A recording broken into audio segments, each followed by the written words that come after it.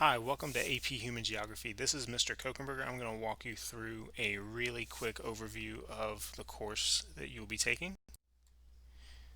So, what is AP? AP is an advanced program for high school students who want to earn college level credit. Um, you are in this class because you've done something, you've either chosen to take the class, you've had high enough test scores in the past, or you've in some way proven that you can handle this type of course load. So, that is AP, and we'll talk more about that in a few slides. So what is human geography then? So human geography is basically how I describe it is how humans interact with their environment. It's really broad-ranging topics. The themes of the course generally technology, culture, globalization, migration, how people uh, live their lives in different parts of the world, and how we can study that and understand that to understand the world better. Okay, so how will I get AP credit? So AP credit is based on your score on the AP exam, which we will take in May. That exam may look different depending on whether we are all e-learning or what happens. It looked a little different last year, but generally, I've got a slide coming up that goes over what the exam is made of. But generally, you'll go sit and take one exam that covers the whole course. Um, your class grade is not connected to that AP grade. Your class grade is based on your classwork and your assignments that you've done for me. So just keep that in mind. Your course grade is separate from your AP exam. The AP exam is something you take at the end to get college credit, but your class grade that you get for your high school credit is based on my grading. Okay.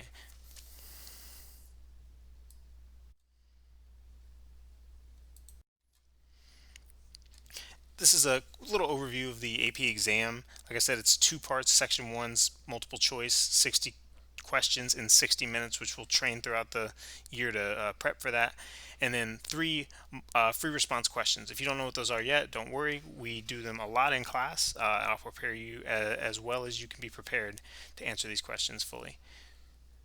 By the way, if we're full e-learning by next May, they'll have an online exam that'll be a little different. This last year, because of the COVID being out for that, they had a one question FRQ, and that was the whole test. So, of course, everything's fluid. Things may change.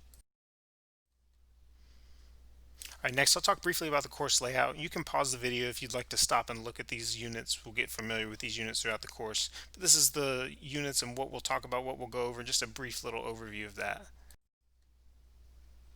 Supplies. So for brick and mortar students, for students who are coming to school in person, I would suggest that you get a spiral notebook just for notes and for bell work. Pens, pencils, nothing outside of that right now. Again, that may change, but that's all I'm anticipating you needing for the in-person class. For everyone, you need to learn how to navigate Canvas. The whole first week is about e-learning. It's about learning how to use the new platform Canvas that we have. This is going to be the platform that you have if you're a freshman throughout the rest of your high school career. If you're in college, you'll probably have college classes. If you're going into college, you'll probably have college classes that use Canvas as well. So it's good to be comfortable with the platform. All assignments will be uploaded digitally, and many will be turned in that way. And then finally, I like to mention this at the beginning. This is recommended, not required, but a review book for this course. There's several publishers. AMSCO is the one that I use most often. I have some of those, Barron's as well as Princeton Review. It's highly suggested. You don't have to have one. It's not required, but if you're one of those people who likes to plan ahead, I would suggest looking for these now. All right, finally, expectations. At the beginning of every unit, you'll be assigned required readings, textbook readings, supplemental readings that will help you with your understanding of the course and the content. It's expected that you keep up with these. It's really important that you keep up with the readings. We can't do everything in class, and especially if you are e-learning. There is no in-person class, so in that way, you are really expected to kind of pull yourself along. Um, the types of assignments you can expect, again, these will mostly be turned in through Canvas, or projects, mostly individual projects this year for obvious reasons, but some group projects may still exist. Reading and map quizzes Many of you, this is your first ever geography course, so I understand that some of us are a little lacking in our geography skills, so I do map quizzes. And then finally, unit tests. And that's really about it. We have other small assignments here and there, FRQs, especially as we roll on through the class. But those are the expectations. That's what you can expect. That's what I expect from you. And I look forward to meeting all of you either in person or virtually at the start of the school year in just a few days. Thank you guys. Have a great day.